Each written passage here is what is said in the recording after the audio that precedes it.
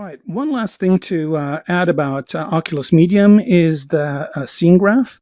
So here on my support hand, if I pull down on the thumbstick, I get this menu to pop up, and also, and I can move that menu around, but I also get my scene graph. And my scene graph basically has all the different components that are in my scene.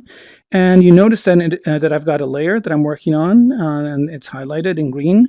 And also I've added an image, which is my VR reference image. And since this is VR, so again, I'll let go of this. Since this is VR, I've added my reference image on top. So I have to look up to see my reference image, which is nice because that way it's not in my way while I'm sculpting. And if I ever need to look up my reference, I just look up to do it. Of course, I can put it anywhere around me, but I figure putting it up here is kind of a nice thing to do and very convenient. So that's where that is. And again, to get that scene graph, you just pull down on your left thumbstick. Okay, and so here we have the scene set up like we did before, and we're just going to go ahead and do the same thing, which is start creating the hull. So I'm just going to create a volume here for the hull.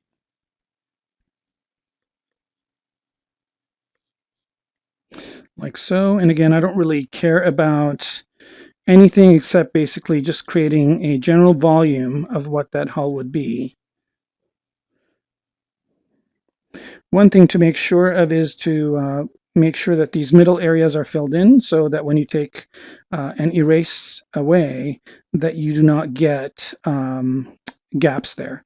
All right, so now that I've done that, I'm going to make my erase size a little bit bigger here and just go ahead and start taking away. And sometimes I like to place that over here so that I'm kind of closer to where I'm erasing from. So maybe just start getting into general shape here, get that area back here established where the hatch is going to be. Maybe not that much. And then maybe go in here underneath and start establishing the planes for that. And again, I want to get that pointy shape so that if there's something, a mine or something that explodes underneath, that it kind of blows outwards this way and it doesn't obstruct or harm the payload of the vehicle. All right, let's go ahead and get that top part taken care of like so. And maybe add a little bit of a chamfer up here. And I'm liking that quite a bit. Maybe add a little bit of an incline this way as well. Oops, it's too much. And start adding in some visual interest to this top part. And again, luckily my handy dandy reference is up here, so I can go ahead and take a quick look and see if there's certain aspects of it that I want to include in my current mech. So again, I'm just going to be doing this one with explanation, and then I'll do a few more at a faster speed. So I'm working in basically 100% speed here. This is the exact speed that you can work in, which is again something that's really super powerful, especially if you're modeling and working on VR. I don't think I could be sketching any faster than this, so for concept design, this works out really nicely for me. Okay, so I've got this part kind of done, and what I want to do here is, so this is where the people sit, so this is where the 8 kind of specialists or soldiers sit, and then the 2 crews sit over here, and I've got maybe a commander sitting in the middle here, kind of directing everything, and then there's a platform over here on top that's going to be housing the 2 cannons that this is going to use. And there's also going to be some weapons up here, and of course the legs. So let's go ahead and do that second platform. And to do that second platform, I actually want to add another layer. So again, on my support hand, I go over here, and this is where you can add all the different things. So if you want to add another image, you can add it here. And if you want to add another sculpt layer, you click on this, and that will add that second sculpt layer. So here, notice I've got layer 1 and layer 2, and make sure you are on the layer that you want to be adding that part. And for this top part, I want to make the color a little bit different. So maybe I'll choose a little bit of darker color. And I also want to change my sculpting tool to something different than the cube. I need something thinner, so I'm going to use this one. And this piece, you can find it under the mechanical stamps. And there's a few of them. So as I'm scrolling through here, you'll notice that there's this one and this one. This one seems to be an interesting one to use, so I'll just use that one just because it has that little bit of a cut in it and it might produce an interesting shape. Okay, so I just again want to make sure I'm on layer 2 and I can go ahead and add that layer. Now what's nice about adding a second layer like so is that it does not obstruct the affect the bottom layer. So here I'm just basically adding all these shapes, but if I go to erase, I can erase from here, but it doesn't affect the bottom part, which is kind of nice. So here with this, I'm just going to use it as some sort of a flattening tool and try and get and establish that top part. And again, the chatter that it adds, it could add visual interest. Sometimes I notice that the symmetry isn't 100%, but it's fine because again, this is just to get that general concept figured out and the general volumes figured out, and then I will go in with ZBrush and basically re-add all these parts possibly, and also you know, add all the other details that I need to add. So this needs to go pretty fast. Again, I basically, while I'm talking, it'll take me maybe about 20 minutes to do this.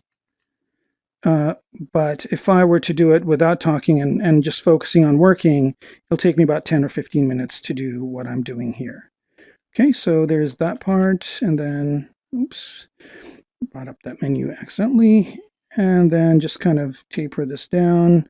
Maybe there's that middle part over here. And now over here, I need some sort of a hinge that's going to lift this up and down.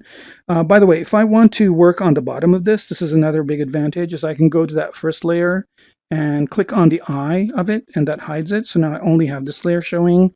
And if I want to make the bottom part flat, I can do that. All right, so now let's go ahead and bring that back up by clicking on the eye. And if you've worked in Photoshop or any other program, that should be pretty familiar to you. So let me go ahead and find some shape that would be a good shape to add for a hinge. And this one looks good. So let's add this one right here. Bring it to positive mode, and we'll use this as kind of the hinge that maybe lifts up this platform. And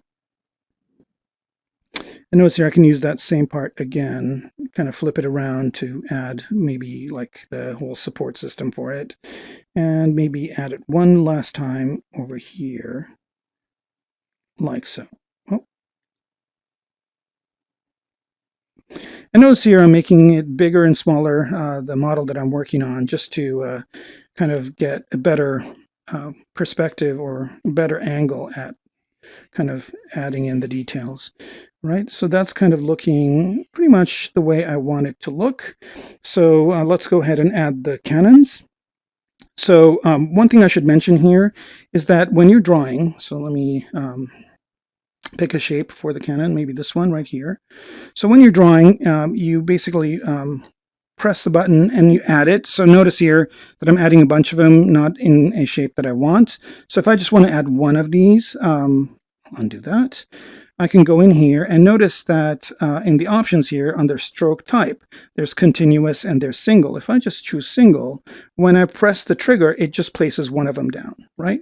So here, if I want to add that barrel, maybe like so, the two guns, maybe they'll go over here. I can add one. So this works, but I maybe want the guns to be a little bit longer or maybe a different shape. So I'm going to place this down just kind of as a placeholder to let me know where the guns are going to go, maybe a little bit further out, maybe a little bit thinner. But what I want to do is I want to be able to draw that in a straight line. And there is a way to do that. And the way to do that is, again, if I go into the clay settings, on the bottom here, there's a line option. And if I click on that, it puts this line down. And put the line down exactly where I wanted it to be. Maybe not exactly, because it looks like it's a little bit askew. So again, if you press down on the right thumbstick, you can move it to where you want it to be. I think this is a little bit better. And I'm just kind of looking at it straight on to get that. And now that you've done that, if you hold down the trigger, you will be able to draw.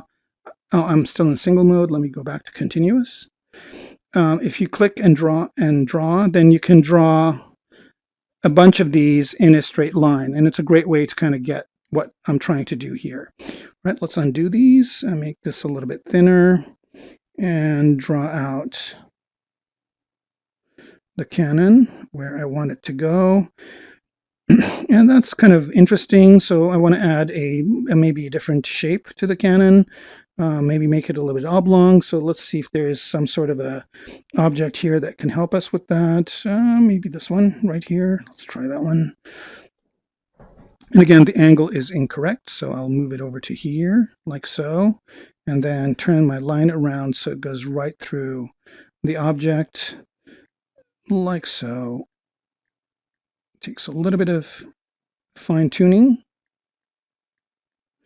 but again, not as big of a deal considering what we're getting.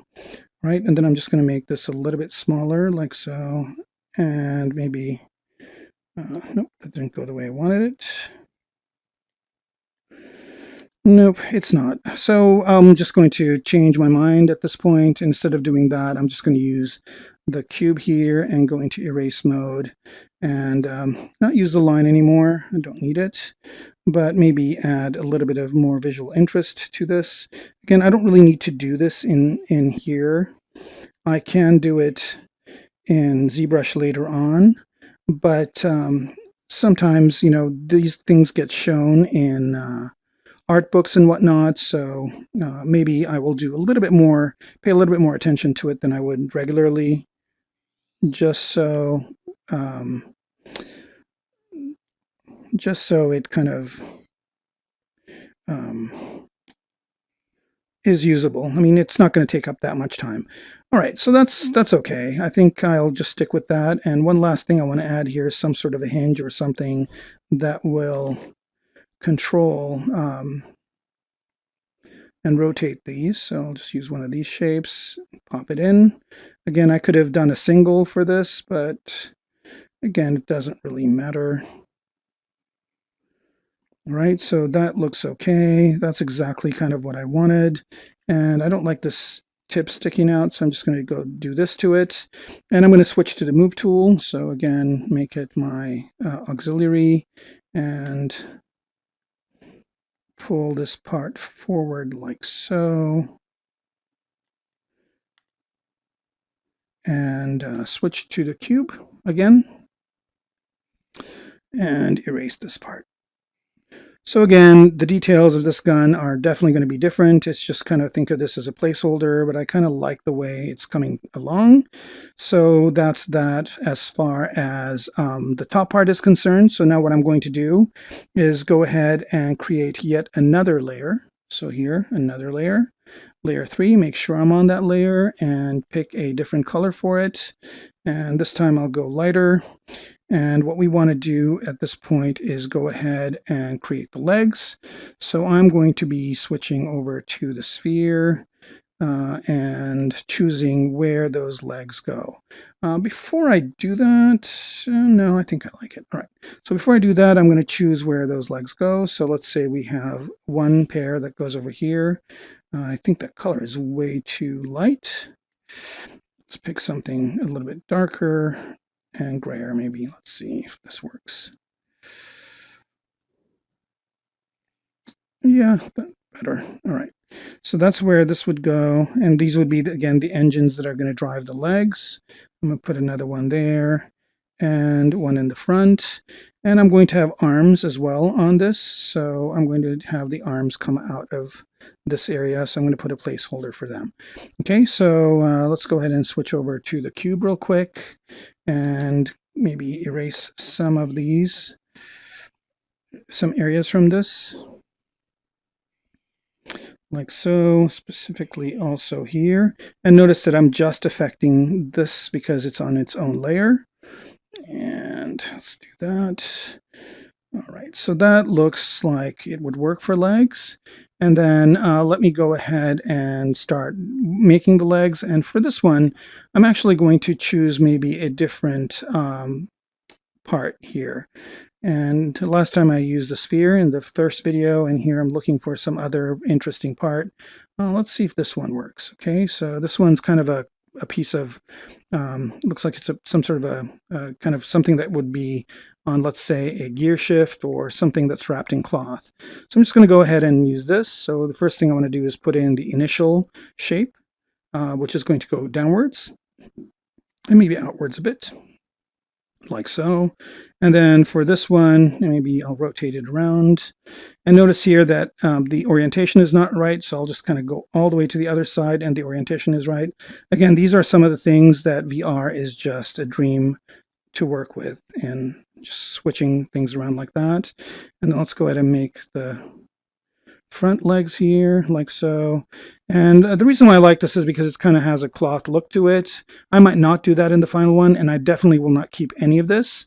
But just for the concept or the rapid development of this mech, I thought it'd be an interesting one to kind of try out. And yeah, it is looking pretty cool, so I think I'm going to go with it. All right, so put in this and this. And let's say that this is just the part that I want for this shape for. And then for the rest, let's go ahead and find some other interesting looking shape. We can use that again. I don't know what that is. Here we go. Let's try this one. All right, so this looks like it has some good hinges on it, so that would work perfectly. So let's make this a little bit bigger. Pop one of those there. Pop one of those here, like so, and another one here. And notice how I can place these pretty much relatively in a good way, and that's good. And now I'm just going to go and switch over to the sphere, make it smaller, and start making the other parts. And again, I'll cut into them later with the rectangle. A bit too big, I think. Maybe let's look at the reference here of how I did it. Okay, so I think I've got this part, and so now I'm going to go down a little bit, like so, and then go over and have the foot and the toe. All right, so that's good there, and let's do that exact same thing over here. So there's a kind of a part that's going to go down, foot, toe. Last but not least, make sure I'm at the right angle for this, like so, like so, like so. All right, and this is a perfect thing to manipulate with the move tool to get them to be kind of more along the lines of what I want. Right, and I'm not really worried that this is going to sit flat on a floor. I can do, again, all that stuff later on in ZBrush, but I just want it to kind of have the gesture that I wanted before. So in this one, I didn't really do gestural moves. I just basically placed maybe did gestural moves here, but with the rest, I just basically popped parts in.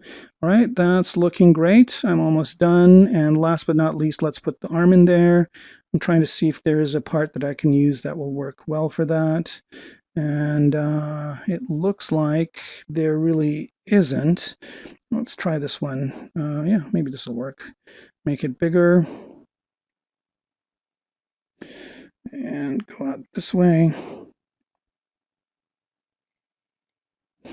And notice I'm using the same shape over and over again, just to get like some visual interest. So it's going to go out this way and maybe come around this way, like so. And then come down and maybe go this way. And again, I don't really need to worry about exactly how this is going to be the gesture of it, so to speak, because I can always go in and change it with the move tool, which is what I'm going to do next. And just kind of pull these down like so, maybe lift this up. Let's take a look at it from the front. So yeah, this is kind of looking nice for the arms. Oops, didn't want to erase that much. Maybe erase this part like so. And again, I'll be kind of putting in the details of what this will look like in ZBrush, maybe using some stamps or using some of the spotlight tools that are new, and maybe using some kit bash parts and whatnot. But in general, I kind of think that this is going to be working out well for the arms. I want to move this in a little bit more over here. Like so. All right, so now I'm done with this. What I want to do is merge all these into one piece and then maybe manipulate it a little bit more. So again, to do that, I pull down on the left or thumbstick and go over to these two layers. I guess I've been working on two layers this whole time, which is fine. I could have created a different layer for the legs, but I think I just stuck to one, and that's okay. And what I want to do here is I checked the boxes in front of both layers. I'm going to go to Actions and click on Merge. And what that will do is take a couple of minutes and merge them all into one tool or one layer. So now this is all one object. And the reason why I did that is because here at the end, I might want to maybe try out a little bit of a different iteration of this to add a little bit more visual interest. Maybe lift this part up like so, and that kind of is interesting looking over here. Maybe do this to it. And again, I don't really care about that oval, but that added a little bit of visual interest to that back part. And I kind of like this part sticking out, but I also don't like that sharp angle. So I'm going to fix that. Let's make sure that there is that area over here for the hatch to be. And there are. Add maybe a little bit of a chamfer over here, like so. And again, this is just some kind of finishing details. And maybe I want to see what happens if I move this front part out a bit, like so, and that actually looks okay. And I think for the most part, I am done with this mech. So what I'm going to do, this one was recorded again at 1 times speed.